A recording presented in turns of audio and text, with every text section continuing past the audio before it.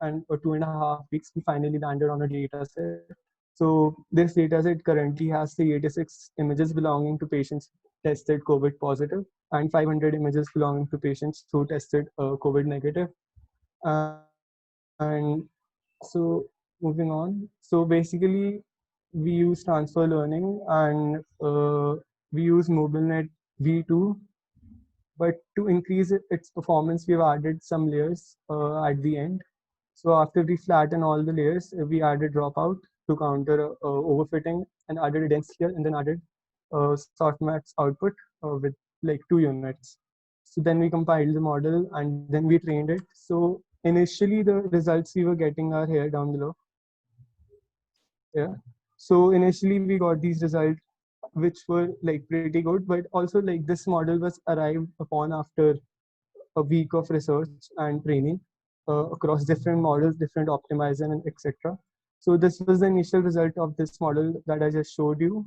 But again, we retrained it, and after retraining, we got these results. So there was a drastic improvement in terms of these metrics. And we are basically using this model, and we have saved the weights after this training. So whenever we use the model, we load this model and then load these weights. So moving on, so I will not really get into the complicated stuff of deep learning and stuff. I'll basically explain the results we have gotten till now. And hello, am I audible, right? Hello, hello. Yes, you are audible. Okay, cool. Yeah. So initially, yeah, I'll highlight the differences we have received. Initially, this was the training, and after loading, after like retraining the model, we got these results. So initially, the model was trained for 700 epochs, and then we retrained it for around 100 epochs. And like there is a difference. This is a ROC curve is another metric. So the greater the area under the curve is, the better the model performance. So the area under the curve has obviously increased. And moving on. So this is a confusion matrix. So like basically it helps in case of medical diagnosis. We cannot just rely on accuracy or the losses. We have also to see how much like how many patients who actually had COVID were misclassified, or people who did not have COVID were misclassified as having COVID.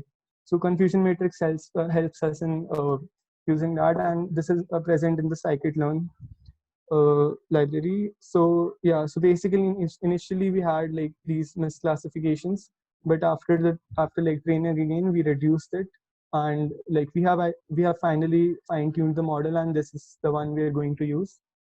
So yeah, again initially like these are the metrics, and after retraining again, we like might have seen a decrease in training accuracy, but it was like obviously the validation accuracy increased or as we decrease the overfitting.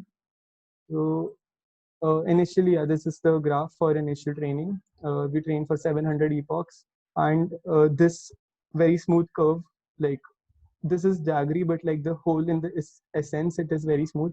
So this also represents that the training has been done well, and the batch size and other parameters have been correct, as this is not like moving like this or this and then decreasing.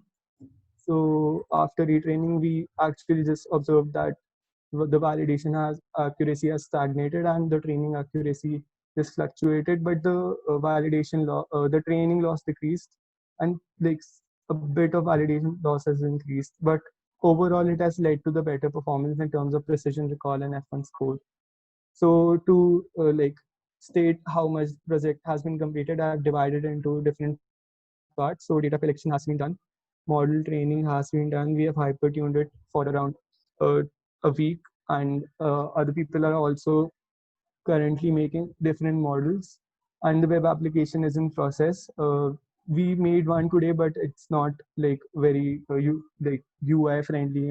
It kind of looks shabby, so we're not presenting it. And the mobile application is pending, and the final deployment testing is obviously pending. So a rough estimate would be that 50% of the project has been completed, as this whole big chunk actually requires a lot of time, especially after choosing the correct model. You actually need to hyper-tune it.